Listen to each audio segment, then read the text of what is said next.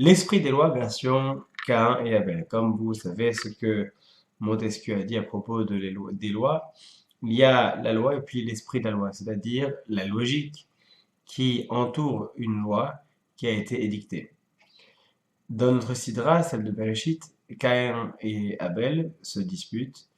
Caïn tue Abel. Lorsque celui-ci est pris sur le fait et que Akadosh Baruch Hu, Dieu lui adresse sa punition, et qui lui dit qu'il sera toute sa vie Nar Ben Had, il sera donc exilé partout où il sera, comme un vagabond, et qu'il y a d'autres encore, d'autres séries de punitions qui vont s'abattre sur lui. Alors Cain dit quelque chose qui nous frappe, qui est Gadol Avon Minneso. La faute est trop grande pour être portée. Le Rav Aviner dit dans son commentaire sur les fêtes, il écrit un livre sur les fêtes qui s'appelle Tal Hermon, dans lequel il y dit que il y a, au cours de l'humanité, il y a eu une évolution. Il y a eu une évolution, certaines fautes qui, lorsqu'elles ont été données, certaines interdictions, lorsqu'elles ont été données, étaient considérées comme terriblement difficiles à accomplir. Eh bien, au fur et à mesure des siècles, à force de persévérance et d'éducation, sont devenus des standards. En fait, on n'a plus besoin de faire attention à cela, puisque plus personne n'est tenté a priori sérieusement de les transgresser. Par exemple, l'interdiction de tuer, pour faire référence à Cain et Abel, l'otir tsar, lorsqu'il y a des milliers d'années, l'interdiction a été donnée, eh bien, c'est dans une société où effectivement, c'était quelque chose qui existait aujourd'hui, dans notre nature profonde, c'est ancré, ça c'est tellement bien ancré que plus personne aujourd'hui se lèverait un matin et dit oh, je vais aller me lever, me regarder de travers et je vais aller l'assassiner. C'est étrange. Ce serait étrange en tout cas. Eh bien, c'est l'idée que de ce que l'éducation est capable de produire, de faire. Lorsque on enseigne pendant des milliers d'années quelque chose, eh bien, ce qui au début paraît comme une nouvelle vague de morale devient au fur et à mesure la norme. Et des milliers d'années après, ça devient naturel, normal. Si bien que plus personne ne serait aujourd'hui tenté de commettre un homicide, euh, à part dans des cas extraordinaires. Eh bien, cette idée de faire en sorte de faire entrer au fur et à mesure à l'intérieur de soi, par le biais de l'apprentissage, de l'éducation et du temps, les différentes mitzvot qui nous ont été données, toujours dans la même logique que finalement on se rend compte que avec le temps, avec la persévérance, on se rend compte que ces mitzvot-là ont un effet sur le long terme, ont un effet qui est positif dans la manière de vivre. Effectivement, certains pensent que les religions n'étaient bonnes que lorsque les peuples avaient besoin d'être éduqués. Mais avons-nous fini d'être éduqués? C'est une question qui reste à être résolue.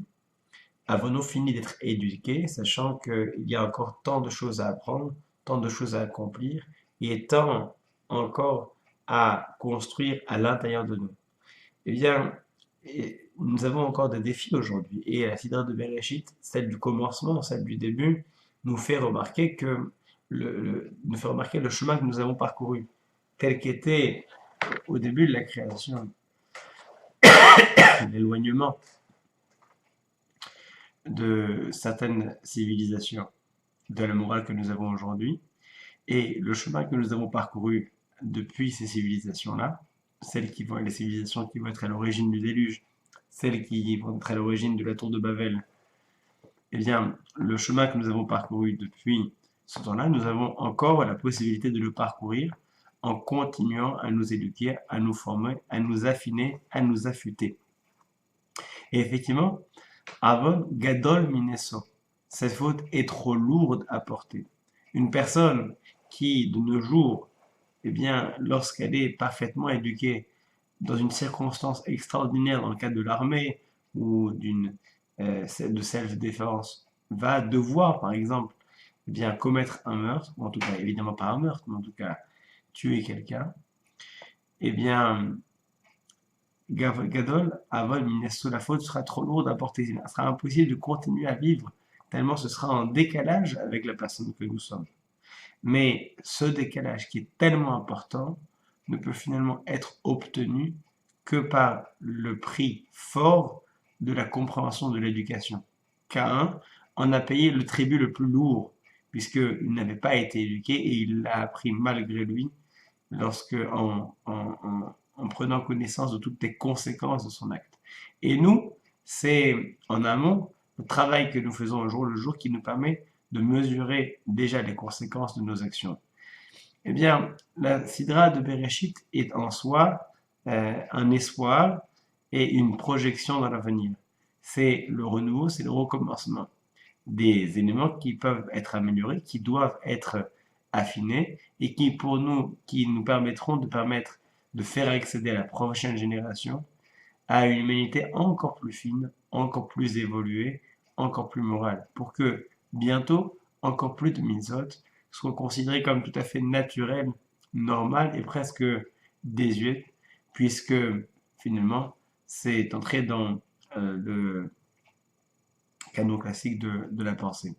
Alors, Shabbat Shalom à tous et un bon début d'année, que cette année puisse être celle des bonnes résolutions qui nous permettront, cette année encore, de nous améliorer et de faire en sorte que tout notre entourage, lui aussi, puisse évoluer tous ensemble. Shabbat Shalom et bon début de Bereshit.